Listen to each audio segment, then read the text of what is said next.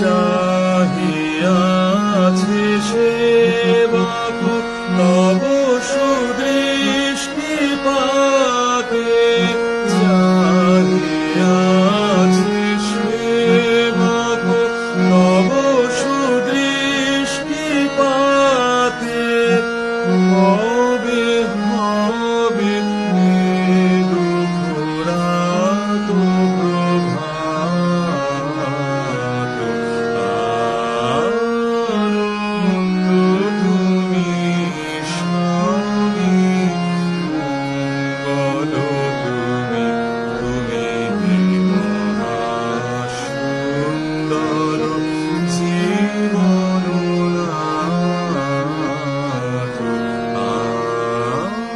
আনন্দ তুমি স্বামী, মঙ্গল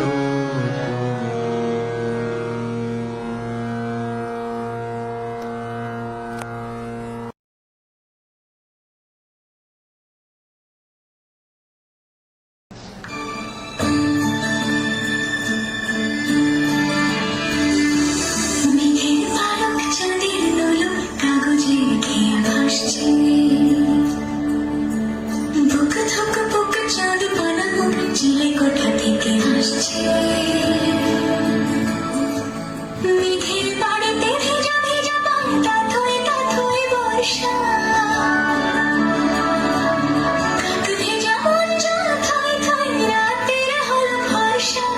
তুমি তুমি আজ একাকার হয়ে মিশেছি আলোর বৃত্তে, মম চিত্তে নীতি নৃত্যে কেজে নাচে। মেঘের পালক চাঁদের দোলক কাগজের খেয়া ভাসছে।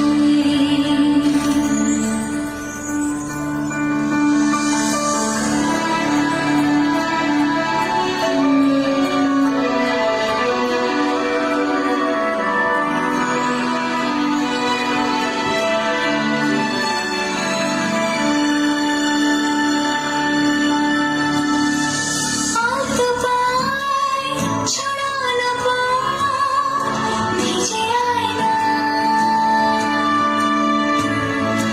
এই শহর আবছা ভোরের বায়না।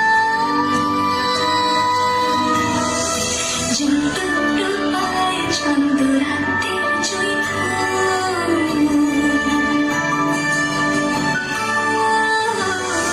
জলটুকরো পায় ছন্দ রাতের জুঁই ফুল। হাতে হাত রেখে আলোক সালো স্বপ্নের মুশকুল, অগুছালো মন ভিজে শ্রাবণ মেঘ থই ছড়ে না।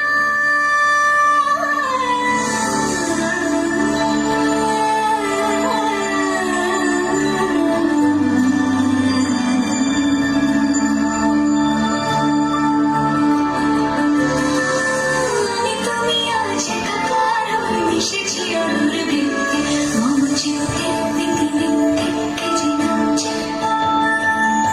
মেঘের পালক চাঁদের দোলক কাগজের খেয়া ভাসছে।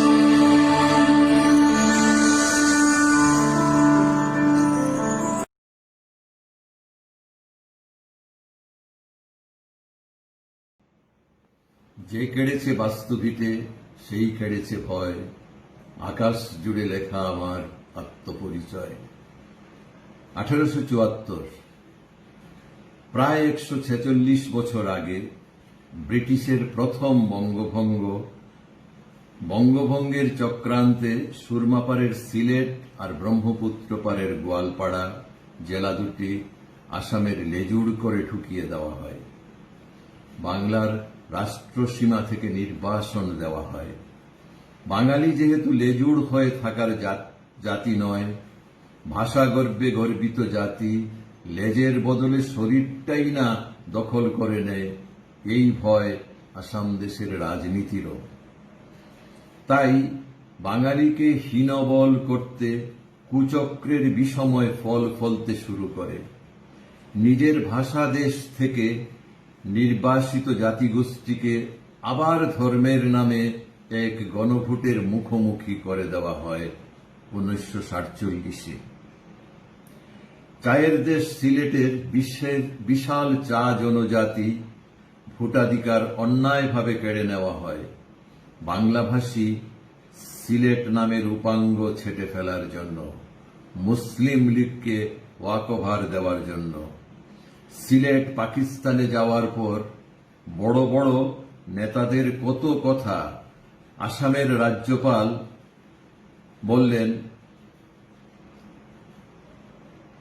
বাঙালি এখন হীনবল, ইচ্ছে করলেও আসামে তাদের আধিপত্য ফলাতে পারবে না, অসমিয়া এখন তাদের মর্জির মালিক।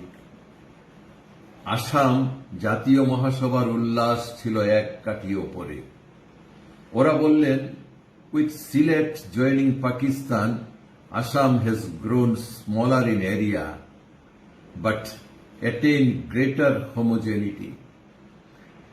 বিখ্যাত সাহিত্যিক বিরিঞ্চি কুমার বড়ুয়া বললেন, সাংস্কৃতিক, জাতিগত ও ভাষাগত দিক দিয়ে প্রত্যেক অসমিয়া আসামের কাছে বিদেশী।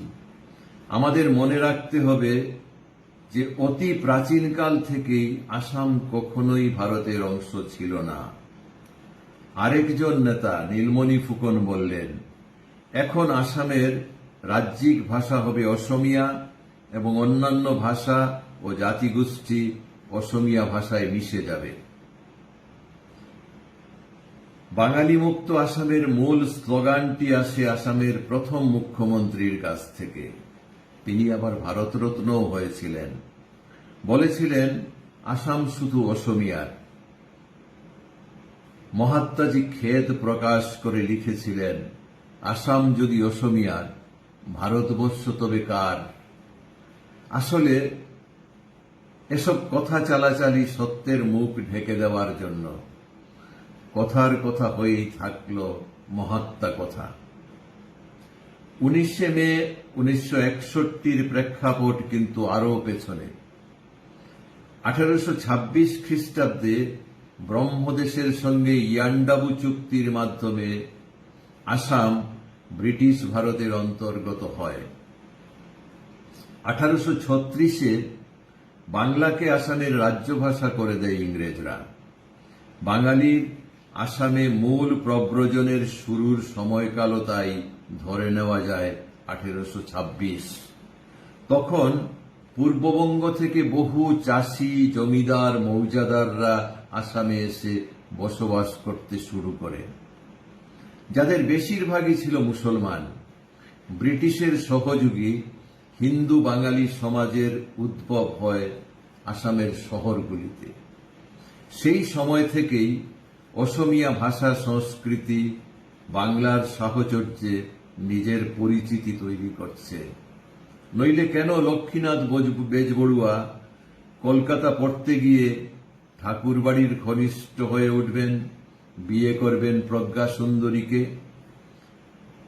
19 শতকের শেষ দিকে আসামের প্রখ্যাত বুদ্ধিজীবী গুণাভিরাম বড়ুয়ার পুত্রের সঙ্গে দ্বিজেন্দ্রনাথ ঠাকুরের নাতনির বিয়ে পর্যন্ত হয়। সেকালে মুসলমান অনুপ্রবেশ নিয়ে চিন্তিত ছিলেন না অসমিয়া বিদ্বজ্জন। ওরা বললেন, নিরক্ষর মুসলমানরা আসামে স্বাগত, ওরা অকারণে রাজনীতিতে মাথা গলায় না, বরং ওরা নিজেদের অসমিয়া পরিচয় দিতেও রাজি হয়ে গেছে। আসলে হিন্দু অনুপ্রবেশ নিয়ে মাথা ব্যথা ওদের বেশিরভাগই যে মধ্যবিত্ত। বাঙালি মধ্যবিত্তরা সব কিছুতেই মাথা গলায়। মূলত ওদের জন্যই শুরু হয় শহর ভিত্তিক বিতাড়ন প্রকল্প বঙ্গাল খেদা। নবীন দেশ জন্মের সঙ্গে সঙ্গেই নিজের দেশবাসীর সঙ্গে দাঙ্গায় লিপ্ত হয় আসাম। 1948-এর মে মাসে গৌহাটিতে সবচেয়ে বড় দাঙ্গা হয়। 1950-এ গোয়ালপাড়ায় শুরু হয় বঙ্গাল খেদা। 1951-র জনগণনায় হয় ব্যাপক কারচুপি, হুমকি এবং প্রশাসনিক তাণ্ডবের ফলে ঘটে যায় বায়োলজিক্যাল মিরাকল। শতাংশের হিসেবে অসমিয়া হয় 55।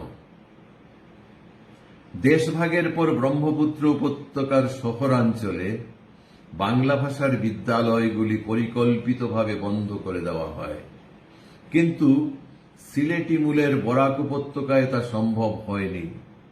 আবার প্রশাসনিক কার্যালয়, উচ্চপদস্থ সরকারি কর্মচারী, পুলিশ এবং বিচার বিভাগ একচেটিয়া অসমিয়া ভাষীর নিয়োগে প্রশাসন যন্ত্রের অসমিয়াকরণের পর 1960-এর এপ্রিল মাসে প্রদেশ কংগ্রেস কমিটি অসমিয়াকে একমাত্র সরকারি ভাষা রূপে স্বীকৃতি প্রদানের প্রস্তাব গ্রহণ করে। তখন গোটা দেশের মতো আসামেও কংগ্রেসের একচ্ছত্র আধিপত্য, প্রায় বিরোধী শূন্য। বরাক উপত্যকার বেশিরভাগ সদস্য বিরোধিতা করলেও ধ্বনি ভোটে প্রস্তাব গৃহীত হয়। অসমিয়া জাতীয়তাবাদের একমাত্র ঘোষিত প্রতিপক্ষ যেহেতু বাঙালি এবং বাংলা ভাষার ভূত, তাই গৌহাটির অবস্থা থমথমে। আবার দাঙ্গা পরিস্থিতি, এক সন্ত্রাসের রাজত্ব কায়েম হয়। আবার বঙাল খেদা, বাঙালি দেখলেই শুরু হয় অত্যাচার।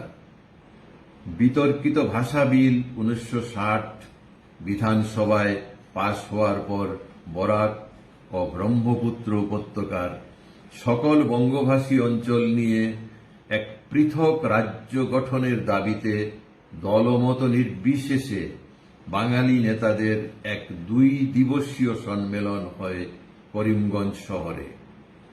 বারবার প্রচেষ্টা সত্ত্বেও তীরে এসে তরি কুল পায় না, দানা বাঁধে না বাঙালির নিজস্ব ভূমির স্বপ্ন।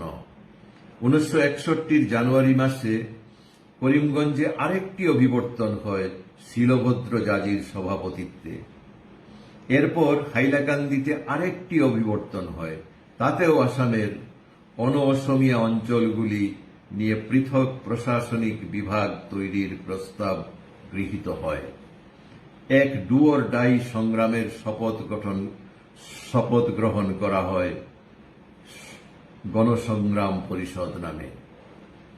সংগ্রাম পরিষদ কেন্দ্রীয় স্বরাষ্ট্রমন্ত্রী লাল বাহাদুর শাস্ত্রীর সঙ্গে দেখা করে লোক গণনার কারচুপির অভিযোগ জানিয়ে আসে এবং সংবিধানের 347 ধারায় রাষ্ট্রপতির বিশেষ ক্ষমতা প্রয়োগ করে বাংলা ভাষাকে অন্যতম রাজ্য ভাষার স্বীকৃতি দাবি করে।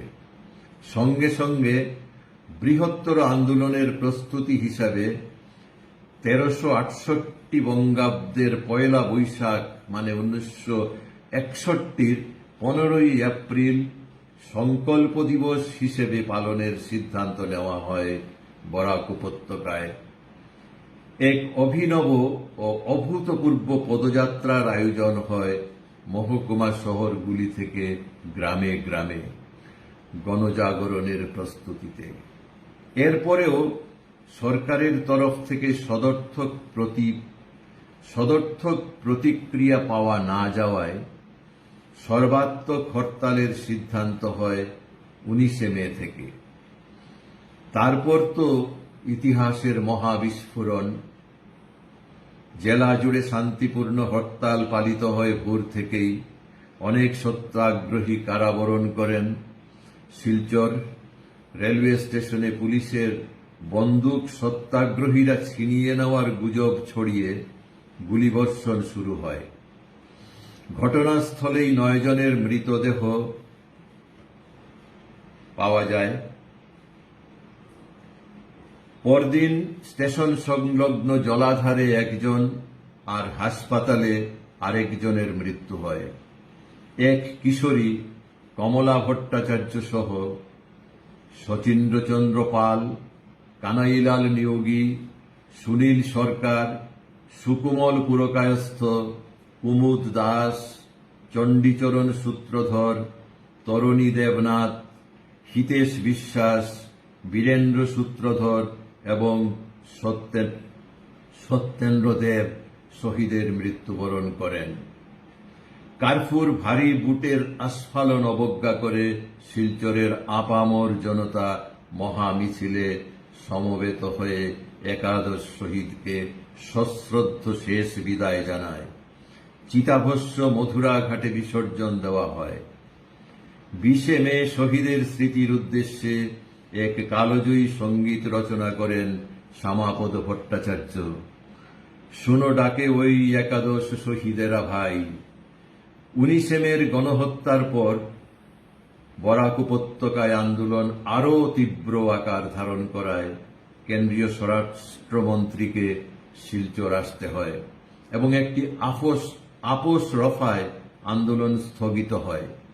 যে আপোষের নাম শাস্ত্রী ফর্মুলা। সংগ্রাম পরিষদের দাবি ছিল গোটা আসাম রাজ্যে অসমিয়ার সঙ্গে বাংলা ভাষার সমান মর্যাদা, সেটা মানা হয়নি। বরাক উপত্যকার সরকারি কাজকর্মে ও শিক্ষায় বাংলার বিশেষ অধিকার স্বীকৃত হয়। যদিও ভাষার অধিকার সুরক্ষিত রাখতে 1972 ও 1986-তে আরও 3 জন বাচ্চু চক্রবর্তী এবং জগন্ময় ও দিব্যেন্দু শহীদ হন করিমগঞ্জ শহরে। বহুভাষিক বরাক উপত্যকায় 1996-এ বিষ্ণুপ্রিয়া মণিপুরী ভাষার অধিকার রক্ষায় শহীদ হন পাথারকান্দিতে সুদেষ্ণা সিনহা নামে এক যুবতী। 19 মের ঐতিহ্য বহন করে উত্তর পূর্বের বাঙালি এখনো নিজের ক্রস নিজেই বহন করে চলেছে, কারণ ঈশানকুনের বাঙালিও জানে বিদ্ধ হওয়ার পর আছে পুনরুত্থান। ধন্যবাদ।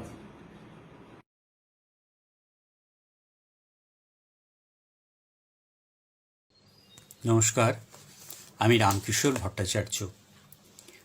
আমরা এক ভয়ঙ্কর অনিশ্চিত সময়ের মধ্যে দিয়ে চলেছি। সারা বিশ্ব জুড়ে এক ভয়ঙ্কর অসুস্থতা ছড়িয়ে পড়েছে। যে অসুস্থতায় কত লোক মারা গেছে, কত লোক দাঁড়িয়ে আছে মৃত্যুর সামনে। সারা বিশ্ব আজ এক ভয়ঙ্কর সময়ের মধ্যে দিয়ে চলেছে। আসুন আমরা সবাই প্রার্থনা করি এই ভয়ঙ্কর সময় কেটে যাক আমাদের। আমরা আবার আমাদের এই সুন্দর পৃথিবীটাকে সুন্দরভাবে যেন বাস করতে পারি। আজকে ঋতবাক পত্রিকার পক্ষ থেকে আমাকে অনুরোধ করা হয়েছে একটি ছোট গল্প পড়ার জন্য। আমি ওই পত্রিকার সম্পাদক সুস্মিতা বসু সিং এবং আমার বন্ধু কবি লেখক পল্লববরণ পালকে শুভেচ্ছা জানাচ্ছি। আমি একটি গল্প পড়ছি। গল্পটার নাম খলাত। পথ চলছিল একা, আধা শহরের মধ্যবিত্ত পথ। রাজপথ তাকে পাত্তাই দেয় না। গলিপথেরা তাকে হতচ্ছেদ্যা করতে পারে না। একে বেঁকে বড় মেজ ছোট বাড়ির পাশ দিয়ে চলতে চলতে এই রোদে বড় কষ্ট হচ্ছিল। সেই সকাল থেকে আকাশটা বদলে যাচ্ছে বারবার। এরকম চোখ পাকানো আকাশটাকে একদমই সহ্য করতে পারছে না সে। অথচ ভোরবেলায় কি সুন্দর আহির ভৈরব গাইতে গাইতে আকাশ এগিয়ে চলেছিল তার সঙ্গে। আকাশের এই ক্ষণে ক্ষণে চরিত্র বদল পথের একদম নাপসন্দ। সবুজ মাঠগুলো মাথা দুলিয়ে পথের যাওয়ার তালে তালে তাল দিচ্ছে।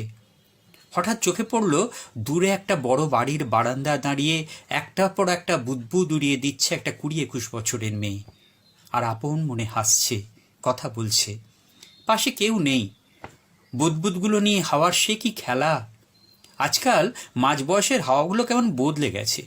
মেয়েদের দেখলে তাদের খেলার আনন্দটাই যেন বেড়ে যায়। আগে চুল নিয়ে আঁচল নিয়ে খেলা করত, এখন দেখো কাজ ফেলে বুদবুদগুলো নিয়ে কি কাণ্ড করছে। একবার মনে হলো দাঁড়িয়ে দেখবে, কিন্তু তার উপায় নেই। তবু একটা বাঁক নিল ঘাড় ঘুরিয়ে দেখার জন্যে। কোথায় যেন দেখেছে মেয়েটাকে, মনে করার চেষ্টা করে। মুখের গড়ন অনেকটা দূরে চলে যাচ্ছে বাড়িটা। একটা বিশাল জিলাপি গাছের নিচে একটা চায়ের দোকান। খৈনি মুলতে মুলতে একটা বুড়ো পাশের দোকানের লোকটাকে বলে উঠল, আজ পাটঘাটে একটা মরা ভেসে এসেছে। একটা সাইকেল হেলান দিয়ে দাঁড়িয়েছিল। চা খেতে খেতে বললে, একটা জোয়ান ছেলের লাশ কেউ মেরে ফেলে দিয়েছে হয়তো। পুলিশ এসেছে, দেখেছো? একটুও ফোলেনি মরাটার শরীর। একদম টাটকা মরা। তারপর লোকটা যে কি বলল তা শুনতেই পাওয়া গেল না। যে লোকটা বলছিল তার গলাটা ফ্যাসফ্যাসে। কাদের বাড়ির ছেলে, কেন মারা গেল, এসব ভাবার সময় কই। ওপাশে একটা পুরনো গোরস্থান, একদল আগাছা জড়িয়ে ধরেছে তাকে, খেয়ালই নেই কারো। তার পাশ দিয়ে বাঁক নিতে গিয়ে পথের মনে পড়ে গেল তার গায়ে যখন ক্ষত হয়েছিল, জল জমে হাড় বেরিয়ে সে কি যন্ত্রণা। এই গোরস্থানেরই একজন নিজের পয়সায় তাকে সারিয়ে দিয়েছিল। এখন আকাশটা কেমন কৃষ্ণকলি সাজছে। ঈশান কোণটা দেখে পথ একটু অন্য মন হয়। প্রতিদিন এ সময় পথের বেশ আনন্দ হয়। একদল স্কুল ফেরত সাইকেল হৈ হৈ করে চলে যায়। পথ তালে তাল ফেলে ছোটে, চল চল ছোট ছোট, চল চল ছোট ছোট। হঠাৎ কানে এলো এবার একটা পার্মানেন্ট সেটেলমেন্ট করতেই হবে, এভাবে চলতে পারে না। অনেক দিন হয়ে গেল, আমার কথাটা একবার ভেবে দেখো অতুলদা। টাকাটা না দাও, বদলে যেটা ম্যানেজ করে দেবে বলেছিলে সেটা শুনলাম ওর নাকি। এরকম কত শুনেছে, কত কাণ্ড হয়েছে তার বুকে, কত কান্না, অনুনয় বিনয়, রক্তে মাখামাখি শরীর। এই তো কয়েকদিন আগেই রাত্রিবেলায় একটা মেয়েকে ট্যাক্সি থেকে চমকে ওঠে, আরে ওই বড় বাড়ির বারান্দা দাঁড়িয়ে বুদবুদ ওড়াচ্ছিল ওই সেই মেয়েটাই না। পথের মনে পড়ে যায় সেদিনের সব কথা। টিপ টিপ বৃষ্টির মধ্যে মেয়েটাকে গাড়ি থেকে যখন ফেলে দিল, কেউ ছিল না আশেপাশে। একটু আঁতকে উঠলেও কি হলো দেখারও সময় ছিল না। এখন নিশ্চিন্ত, মেয়েটা মরেনি। বেশ আনন্দ হলো। দূরে চৈতন্যপুর গ্রামের গায়ে হালকা সিঁদুর রঙের জামদানি পরে সন্ধ্যা নামছে। হাজার রকমের পাখি উড়ে এসে বসেছে দুপাশের গাছপালায়। ওই বুড়ো অশ্বত্থ গাছটা দুহাত বাড়িয়ে তাদের বাড়িঘর সামলায়। পথ দেখেছে কত রঙের পিঁপড়েও থাকে ওই বটটার গায়ে। এই বয়সে সহ্যও করতে পারে বুড়ো গাছটা। একদল শালিক তর্ক করছে নিজেদের মধ্যে। মনে মনে ফিক ফিক করে হেসে গড়িয়ে যায় সে। সেই তর্কই একসময় ঝগড়ায় পরিণত হবে, তারপর ঝটাপটি, ঠিক মানুষদের মতো। কুব কুব কুব একটা প্রলম্বিত মোটা গলার ডাক কানে আসছে। এ সময় শরীরে কোষে কোষে ক্লান্তি আসে পথের। অথচ ওই দূরে মাথা দোলানো মাঠের পাশ দিয়ে যে রেলপথটা গেছে, তার বয়স ওর চেয়েও বেশি। জন্ম থেকেই শুনছে রেলপথের জন্ম ব্রিটিশ আমলে। কিন্তু দেখো এখনো ছুটছে যেন জোয়ান ঘোড়া। একটু হিংসেই হয়। ধরধর ছাড়ছাড় ছাড়ছাড় ধরধর ছুটেই চলেছে। কাকে যে ধরবে আর কাকেই বা ছাড়বে কে জানে। হা হা করে হাসতে হাসতে একদল হাওয়াও চলেছে তার সঙ্গে। এগুলো পথের চেনা ফচকে হাওয়া। সুযোগ পেলেই বাচালতা করা ওদের অভ্যেস। সবসময় ওদের মন দুষ্টুমি খেলা করে। ঘন লতা গুল্মের আস্তরণে ঢাকা একটা জীর্ণ ঘর বলে উঠল, অনেপাল, কোথায় চললি রে এই ভর সন্ধ্যায়? আকাশটা আজ আবার কালো করে আসছে, আবার কি ভেসে যাব নাকি রে? ভগবান আমার এত পিছনে নিয়ে গেছে কেন কে জানে। হ্যাঁ গো খুড়ো, টিভিতে দেখলাম তো একটা নিম্নচাপ আবার চাপ দিতে আসছে। কি জানি গো, কি লেখা আছে কপালে। তুমি হারুদের বাড়িতে থাকো না কেন, এক কোণে থাকবে? ওর বড় মেয়েটা বড় কথা শোনায় রে। বলে এত বয়স হলো তবু জঞ্জালটার অত বাঁচার ইচ্ছে কেন রে বাপু? পথ জানে গত 7 দিন ধরে এক নাগারে বৃষ্টি হয়ে আশেপাশে অর্ধেক গ্রাম ডুবে গেছে। এই আধা শহরগুলো এখনো সেরকম অসুস্থ হয়নি। ঈশান কোণে মেঘটা এগিয়ে এসছে অনেক। মন্ডবা গ্রামে পথের শৈশব বান্ধবী নদীটার এখন কি দাপট। সেই কবে থেকে বন্ধুত্ব দাঁড়া বেঁধেছে দুজনের।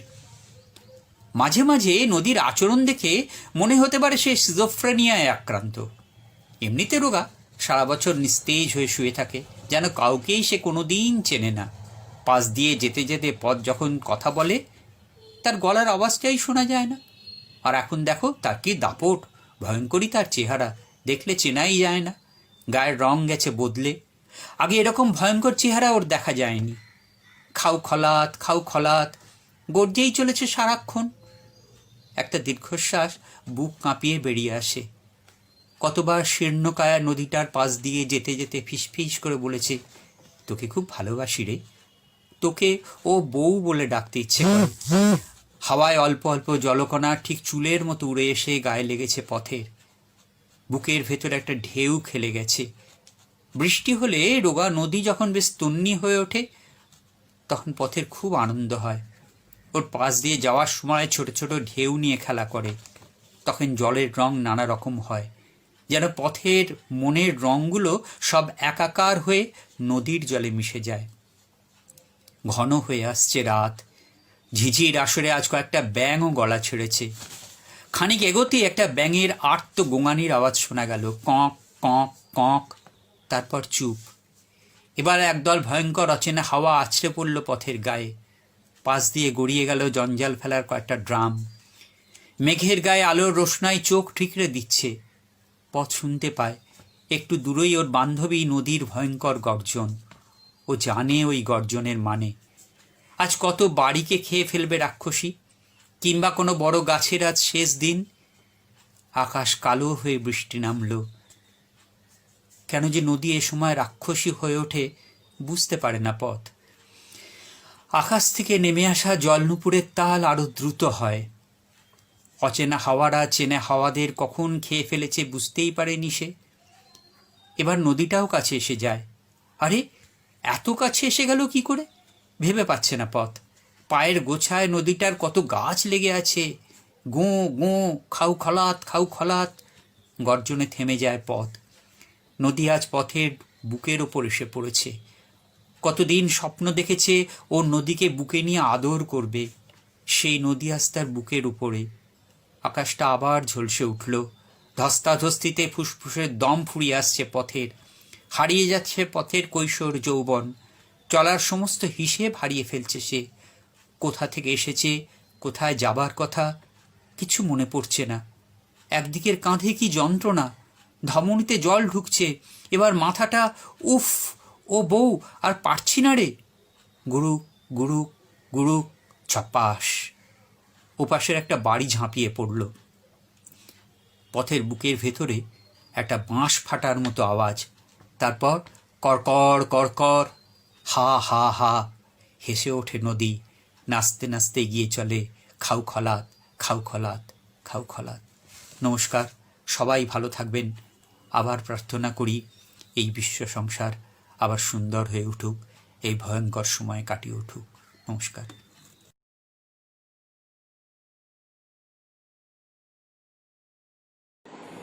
নমস্কার, নমস্কার।